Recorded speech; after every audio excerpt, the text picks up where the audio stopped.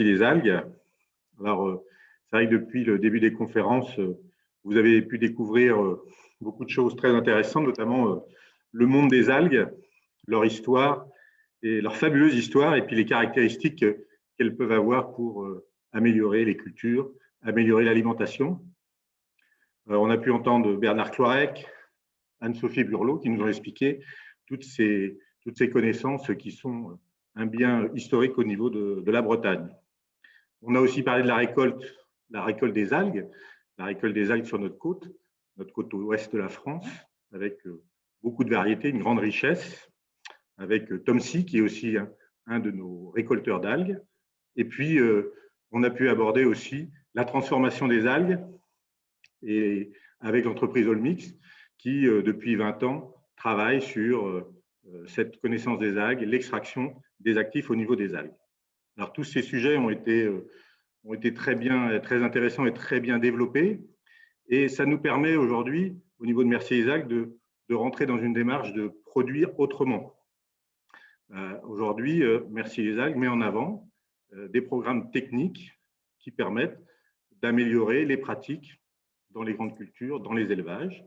Alors, vous avez vu aussi donc des exemples qui vous ont été cités de l'utilisation des algues dans les élevages, visant à réduire l'utilisation des antibiotiques, même à supprimer les antibiotiques dans les élevages.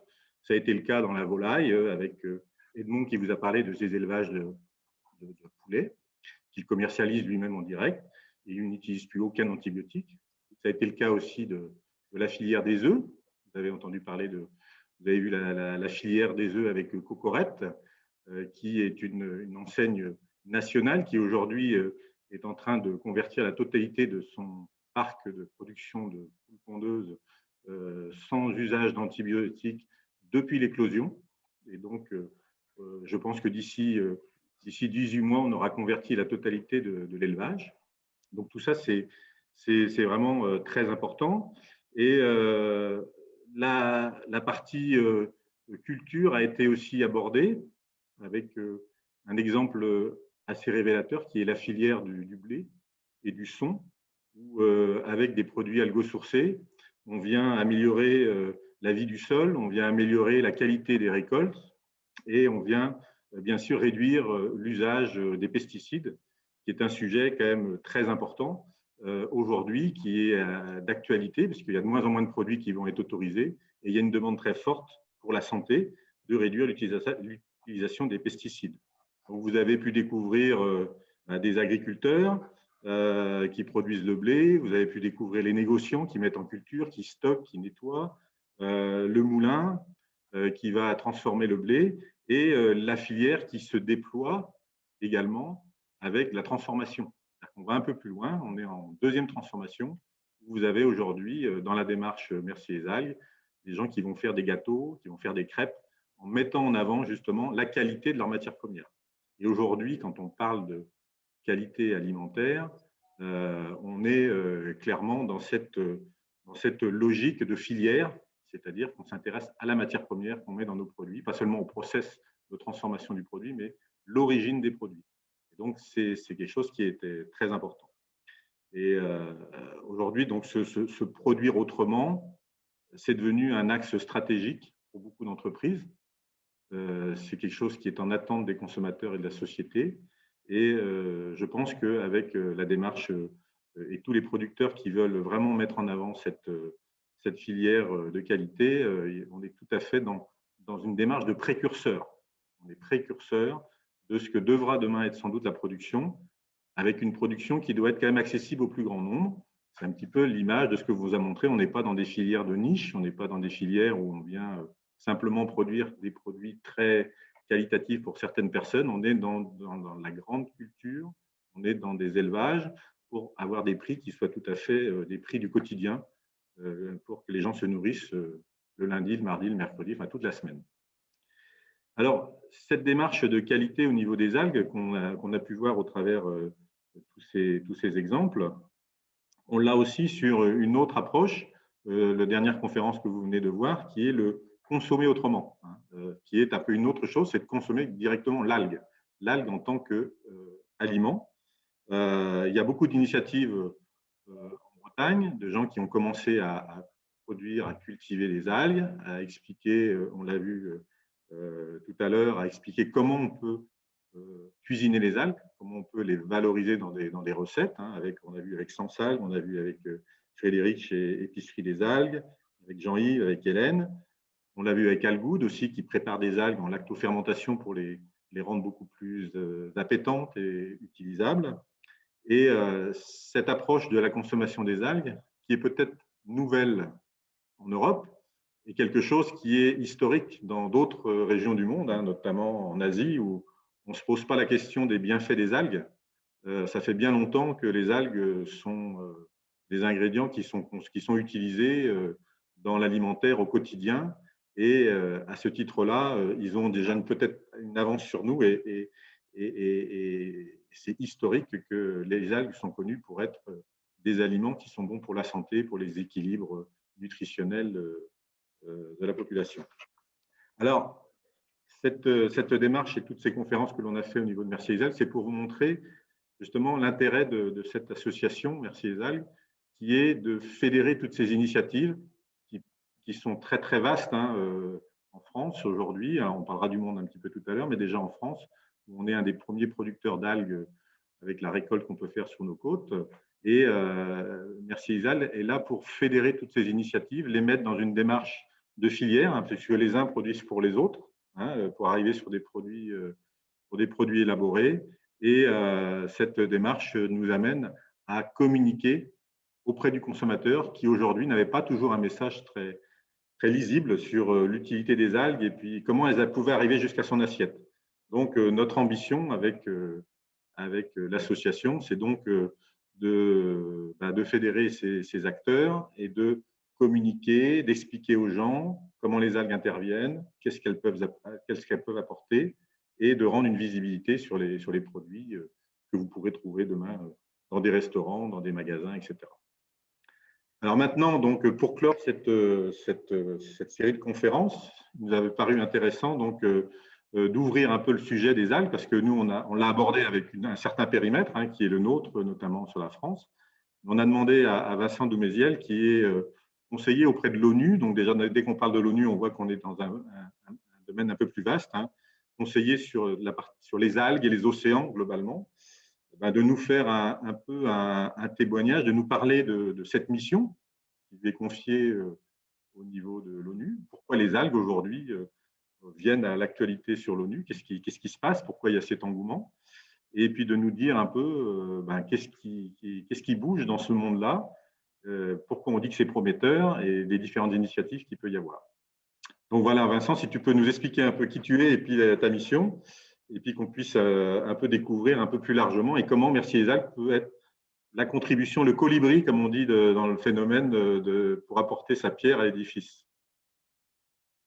Tout à fait. Alors, merci beaucoup déjà de m'inviter ici et de me donner la parole. C'est vrai que c'est important de donner une vision globale parce que les algues sont un sujet global. Donc moi, je suis Vincent Doumézel. En effet, je travaille à l'ONU pour soutenir sur la partie du pacte mondial, pour soutenir, donc il regroupe tout le secteur privé notamment, pour soutenir le développement de ce qu'ils appellent la révolution des algues. Et c'est une vraie révolution. Et je pense que le monde a besoin de bonnes nouvelles. Et tout spécialement maintenant, la crise pandémique qu'on connaît actuellement n'a fait que renforcer un peu ce caractère extrêmement anxiogène autour de nous. Et les algues sont une excellente nouvelle. Les algues sont sans doute la ressource, la grosse ressource la plus inexploitée sur Terre. Et si on parle de révolution, c'est parce qu'on pense qu'on est dans un changement de civilisation et que si l'homme finalement est passé de l'état préhistorique, si on veut vraiment aller dans des grandes dates, l'homme est passé de la préhistoire à l'histoire moderne il y a 10 000 ans, quand il a arrêté d'être un chasseur-cueilleur et il est devenu un cultivateur, il est devenu un éleveur. Donc on a eu un changement, on est rentré dans la civilisation. La civilisation se construit autour de l'élevage et de l'agriculture. Et on n'a jamais fait ce pas dans les océans. On est encore des chasseurs-cueilleurs dans les océans. On cueille de façon opportuniste, on pêche, on va dire, ou on récolte un peu des algues sauvages. où on surpêche, on pêche et on surpêche, mais on ne gère pas un écosystème encore. Et donc, il nous apparaît important de passer à une étape de civilisation dans l'océan qui serait de la culture et développer. Et la base de l'écosystème des océans, c'est quand même les algues. Sans algues, il n'y a pas de petits poissons, il n'y a pas de bivalves, il n'y a pas de coquillages et il n'y a pas de gros poissons. Donc, l'intégralité de l'écosystème de l'océan est basée sur les algues. Et donc, en soi, c'est un élément absolument essentiel. Et en soi, c'est une révolution si on devient des cultivateurs dans les océans. Alors, pourquoi il y a un tel engouement? Parce que ça répond à tous les grands défis de notre génération. Et je pense que notre génération, elle est la première à être aussi concernée et aussi consciente par ces grands défis. Ces grands défis, ils sont multiples. On va parler d'abord, et ils sont regroupés au sein de l'ONU dans ce qu'on appelle les objectifs du développement durable. Et les algues répondent admirablement à un ensemble de ces objectifs du développement durable. Le deuxième objectif, c'est la faim dans le monde, réduire la faim dans le monde et la malnutrition. Les algues sont une solution exceptionnelle. Et je dirais même plus, moi j'ai un parcours plutôt dans l'agroalimentaire auparavant, et les algues sont une solution unique parce qu'on n'a pas d'autre solution pour nourrir le monde de demain. Le monde, aujourd'hui, on a 300 000 personnes tous les jours à nourrir en plus sur Terre. Tous les jours, 300 000 personnes en plus à nourrir. On a déjà 1 milliard de personnes ou presque qui meurent de faim et le chiffre ne fait que croître. On ne parle même pas de ceux qui souffrent de malnutrition, des enfants qui ne peuvent pas croître et grandir correctement, qui sont en mauvaise santé.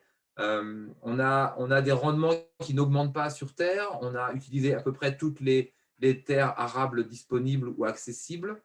On a une part croissante des biocarburants, de nos céréales qui partent en biocarburants. Donc vraiment, et parce qu'en plus, on a des modèles alimentaires qui deviennent de plus en plus exigeants en calories, car de plus en plus basés sur de la viande, notamment des pays émergents. On estime que dans les 50 années à venir, on devra produire autant de nourriture que dans les 10 000 années passées en cumulé. Donc, si on reste sur ce que nous offre, les solutions que nous offre la Terre, on n'y arrivera pas. Ça, c'est certain. Aujourd'hui, les océans couvrent 70% de notre planète. Ils contribuent à moins de 3% de notre alimentation en calories. C'est complètement sous-exploité. C'est un domaine complètement sous-exploité et les algues sont sans doute le plus sous-exploité de ces éléments dans l'océan.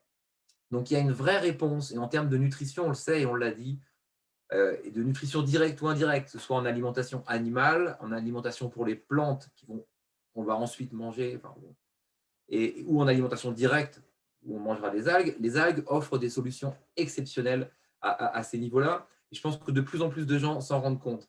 Donc les algues sont en effet une solution à l'alimentation humaine, l'alimentation animale et des biostimulants naturels pour les plantes.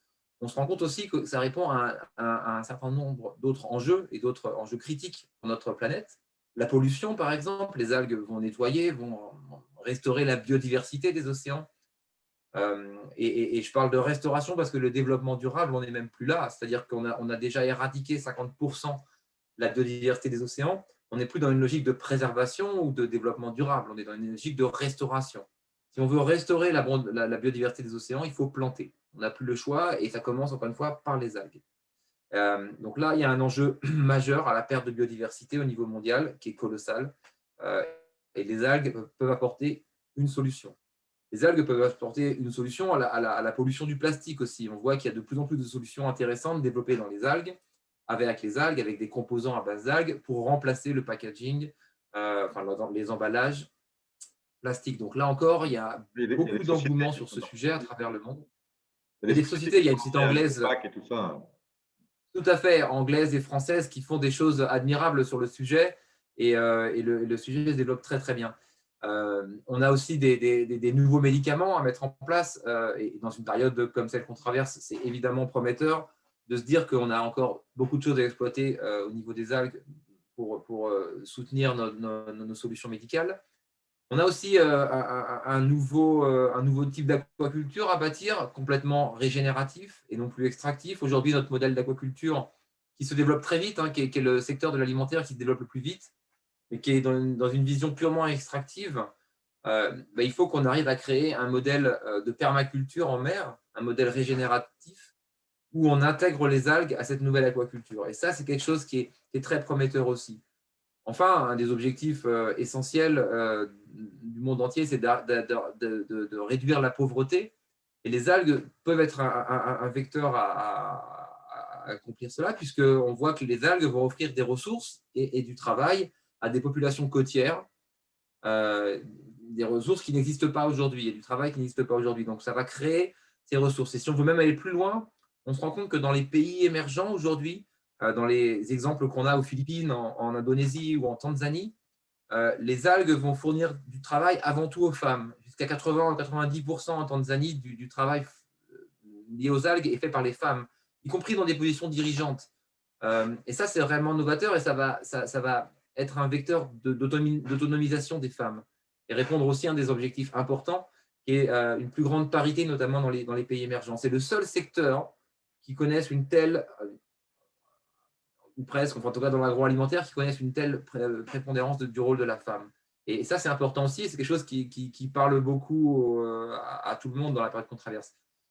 Donc voilà, je pense que, et évidemment, j'allais oublier un des plus importants aussi, on a un réchauffement climatique qui arrive, qui est absolument colossal et anxiogène, et la COP26, dans quelques mois, va être un événement fondamental là-dessus, où on va réaliser à quel point nous sommes en retard.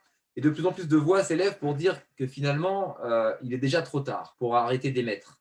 C'est-à-dire que même si aujourd'hui on arrêtait d'émettre du carbone, on aurait déjà, ça mettrait 30 à 40 ans à avoir un impact au niveau de l'atmosphère. Dans 30 ou 40 ans, les dommages du réchauffement climatique seront déjà monstrueux.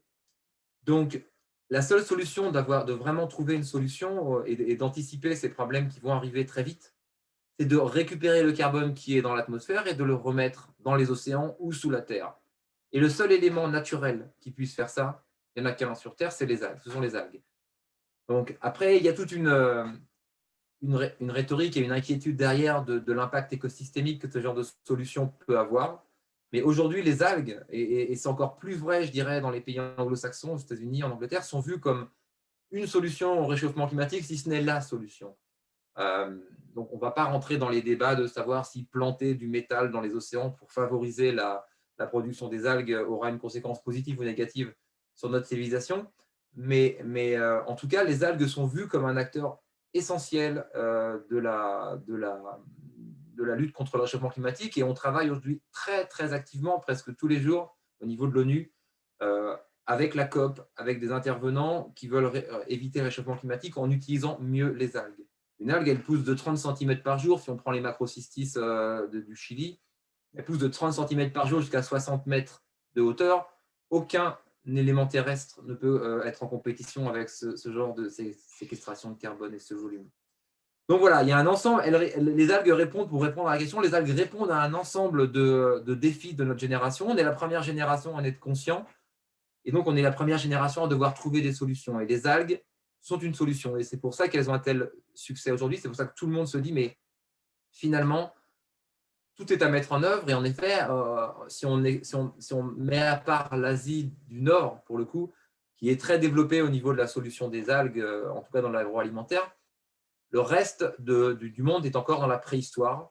On est dans la préhistoire de l'histoire des algues. On ne connaît rien, on ne comprend rien aux algues, ni à leur comportement et à leurs conditions génétiques. Ce qu'il faut comprendre justement dans cette mission qui t'est donnée par l'ONU, c'est cette prise de conscience qui aujourd'hui, dans ce que tu évoques, sur l'importance des algues, et cette prise de conscience, elle est certainement faite par tous ces exemples que tu es en train de citer.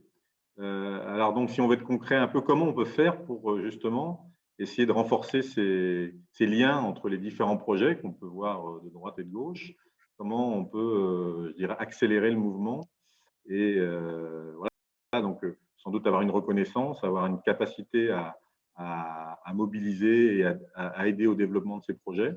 Quelles sont les missions un peu que l'ONU imagine pouvoir apporter pour ce développement? Alors, dans un premier temps, on a élaboré ce qu'on appelle un manifeste pour les algues. D'ailleurs, des intervenants en Bretagne y ont contribué. pour établir sur la base d'un consensus scientifique global l'intégralité du potentiel des algues et les problèmes, les barrières qui se posaient pour vraiment améliorer et augmenter considérablement les solutions liées aux algues. Donc, ce manifeste, il est disponible, on peut le consulter sur www.seaweedmanifesto.com, seaweed comme algue en anglais. Vous pouvez aller le consulter là-dessus. Et c'est vraiment un petit document très court qui a réuni la Banque mondiale, la FAO, l'ONU, le WWF, les associations chinoises, japonaises, coréennes, pour travailler ensemble et pour reconnaître un peu le potentiel de l'algue. Sur la base de ce manifeste, ce qu'on a vu en effet, et ce que tu mentionnes, c'est un manque de collaboration en local et en global autour de l'algue. Aujourd'hui, l'algue, il y a un certain nombre de choses qui lui posent problème. Il y a deux éléments qui nous ont semblé saillants à nous et sur lesquels on travaille actuellement et où on va apporter une réponse très collaborative. C'est le manque de collaboration en soi. C'est-à-dire qu'aujourd'hui, on est dans un environnement où il y a très peu de collaboration. Il n'y a pas d'organismes internationaux qui développent le secteur des algues, qui soutient le développement du secteur des algues. L'Union européenne fait des choses. Les États-Unis font d'autres choses qui parfois sont en concurrence. Il n'y a aucune communication. Au niveau des petits producteurs, les braves pionniers qui veulent commencer à se lancer dans cette nouvelle civilisation sont seuls et isolés et n'ont aucun support et n'ont aucun soutien. Et de l'autre côté, les investisseurs très nombreux qui veulent investir dans l'algue parce qu'ils perçoivent ce potentiel inexploité de l'algue ne savent pas comment faire et n'ont personne à qui s'adresser pour trouver des projets qui répondent à leurs besoins d'investissement. Et donc, nous, on veut créer cette première plateforme qui réunisse tous les acteurs du monde de l'algue, du producteur au consommateur, en passant par tous les grands de l'agriculture et les Nestlé, Danone, Cargill, Unilever et autres. Donc, on va lancer cette plateforme qu'on a financée. On va la lancer le 17 mars. Elle sera hébergée en France, elle sera hébergée en Bretagne, au CNRS, à la station biologique de Roscoff, qui l'animera. Et évidemment, avec un ensemble de partenaires au niveau global, encore une fois, très important et une représentation très vaste au sein de cette coalition. Cette coalition, elle ne va pas être là juste pour créer de la collaboration, elle va être là pour pallier aussi à un autre manque réel au niveau des algues, qui est la définition de standards communs, de référentiels communs et de réglementation commune. Voilà. On n'a aucune réglementation commune au niveau des systèmes alimentaires. On est dans un vide réglementaire dès qu'on veut aller dans l'utilisation des algues, que ce soit sur les plantes, même chez les animaux, même en food, en alimentaire. Tout à fait. On est devant des vides un peu sur ces réglementations. On est dans des vides et des incohérences surtout. C'est-à-dire si on prend le problème de l'iode, qui est un énorme problème pour la production française, par exemple, parce qu'on a une tolérance à l'iode qui est très basse, selon la réglementation française, à peu près la même que celle de l'Europe et pas très loin, pas très éloignée de celle des États-Unis. Et on se rend compte que finalement, la tolérance en iode au Japon et en Corée, où ils mangent de l'algue tous les jours, elle est 100 fois supérieure. Donc pourquoi un pays, et qu'aucune maladie, aucune prévalence de maladies liées à l'iode n'a été identifiée dans ces pays-là. Donc pourquoi un pays qui mange de l'algue tous les jours a une tolérance sur l'iode 100 fois supérieure? La seule réponse qu'on a obtenue, c'est qu'on ne savait pas. Et les gens qui ne savent pas, ils ne veulent pas prendre de risques et donc ils définissent des standards qui sont parfois très, très conservateurs, on va dire. On va avoir la même problématique. Il y a plus de problèmes par manque d'iode que par excès aujourd'hui. Exactement, dans les problèmes de sanitaire, tout à fait. Et on a le même problème sur la confusion récurrente sur le cadmium, sur l'arsenic organique ou non organique. Sur le cadmium, on a vu qu'il y avait des problèmes dans tout ce qui était les métaux lourds. On se retrouve avec des références où les tolérances sont moins élevées que pour la plupart des céréales qu'on mange tous les jours. Donc, il y a un vrai travail d'uniformisation et là, la FAO nous soutient et va poser les algues au niveau global, va poser un référentiel global au niveau des algues, enfin, auquel l'intégralité des États et l'Union européenne devra se conformer. Et donc, nous, on aura pour travail de développer ce référentiel global, par exemple, de façon collaborative, ensemble. On va amener tout le monde à travailler ensemble. La sécurité alimentaire, c'est un domaine profondément non compétitif. Et donc, ça amène les acteurs à travailler beaucoup plus ensemble qu'avant. Ça a été visible dans l'agroalimentaire, ça sera visible dans les algues. Ce n'est pas le seul sujet sur lequel on veut travailler. Il y a aussi tout ce qui est l'aspect de la sécurité environnementale. On l'a vu, le potentiel des algues est très important. mais il y a et notamment en Bretagne, on a ce traumatisme des algues vertes. Dès qu'on parle de culture d'algues, on a une peur liée à l'invasivité potentielle de ces algues et à la perte de contrôle autour de ces algues. Et développer un standard et des bonnes pratiques et des guides qui puissent sécuriser à la fois les opérateurs et ceux qui vont donner les licences pour opérer, les organismes accréditants pour les licences et les autorités locales. Si elles ont un standard lié à la sécurité environnementale, elles le feront avec beaucoup plus de facilité, de rapidité et de confiance. Et donc ça, on veut développer ça aussi. C'est aussi quelque chose de très non compétitif qui va générer de la collaboration. Le dernier point sur lequel on veut travailler, c'est la sécurité des hommes. On est dans un secteur où on travaille dans l'eau, notamment dans les pays émergents. On a un problème lié au fait qu'une grande partie des gens ne savent pas nager. Donc, on veut développer des standards réglementaires extrêmement rigoureux pour assurer la sécurité des opérateurs, ce qui est évidemment important parce que rien n'est plus important que la vie, et aussi pour rassurer les investisseurs qui ne veulent pas se retrouver avec des soucis à ce sujet-là. Donc, voilà ce qu'on va faire. Voilà la coalition qu'on va monter. Encore une fois, on la lance le 17 mars. Ça sera la Safe Seaweed Coalition, la coalition pour la sécurité de l'algue, qui est basée sur ce manifesto où on espère rassembler tout le monde. Et Merci les algues et Olmix ont un rôle important là-dedans, puisqu'elles font partie du comité de stratégique de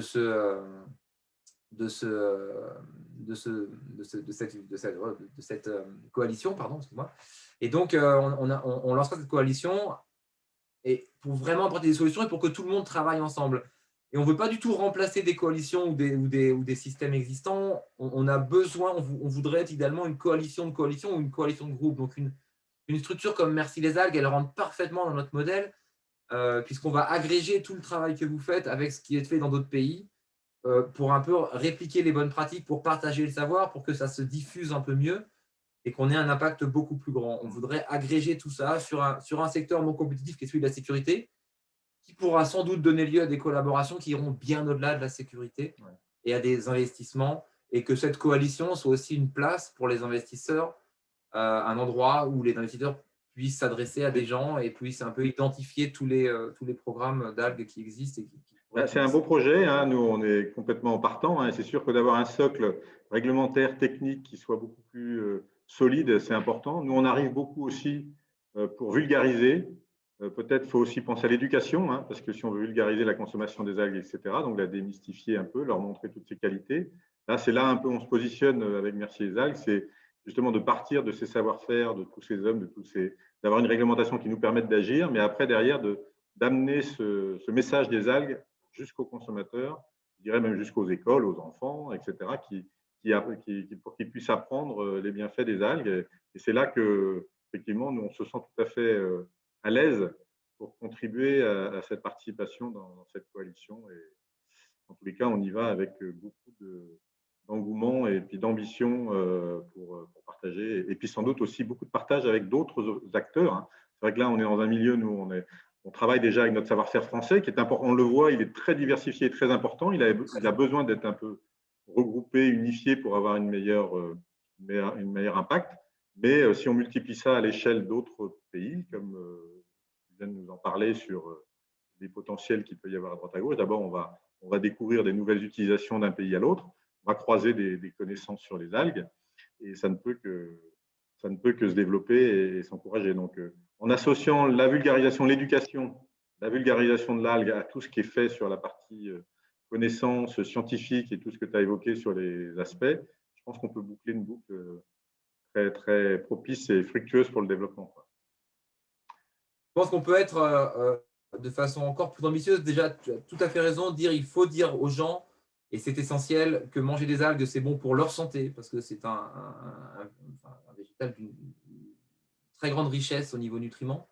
Et c'est bon pour leur santé et c'est bon pour la planète. Parce que c'est aussi un élément extrêmement durable, extrêmement positif pour la planète.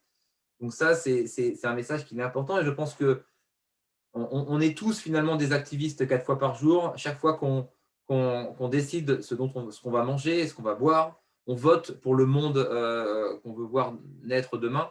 On a tous un impact énorme dans notre consommation, sur les changements qui s'opèrent à travers le monde. Et ça, il faut toujours, tous les jours, s'en souvenir. Et je pense qu'à la fin, on pourra peut-être se souvenir de nous comme étant la première génération qui aura vraiment réussi à utiliser les algues pour nourrir l'intégralité de la planète, pour réduire au plus bas la faim dans le monde et la malnutrition, pour être la première génération à nourrir la planète de façon saine et durable. Et ça, je pense qu'on va y arriver tous ensemble, mais ça ne pourra être que tous ensemble. C'est super, merci. Comme on dit, consommer, c'est voter. Donc, nous, on vote pour Merci les algues. On te remercie, Vincent, de ce témoignage. Donc, on sera présent, bien sûr, le 17 mars pour cet événement qui va regrouper beaucoup d'acteurs sur les algues. Voilà, on espère que tous les gens qui nous ont suivis, qui ont écouté ces différentes conférences, ont appris un petit peu plus sur le monde de l'algue, sur son potentiel et puis sur ce monde merveilleux et puis aussi cette espérance que tu viens de nous évoquer aussi, que toute cette connaissance et ce savoir-faire sur les algues va nous amener aussi du mieux manger, du mieux produire et du mieux consommer pour la planète et pour la santé des gens. Merci à tous et puis à très bientôt pour d'autres informations sur les algues. De toute façon, vous nous reverrez régulièrement sur les réseaux pour parler et continuer à vous parler des bienfaits des algues. Merci Vincent et puis au revoir à tous. Merci à vous. Merci.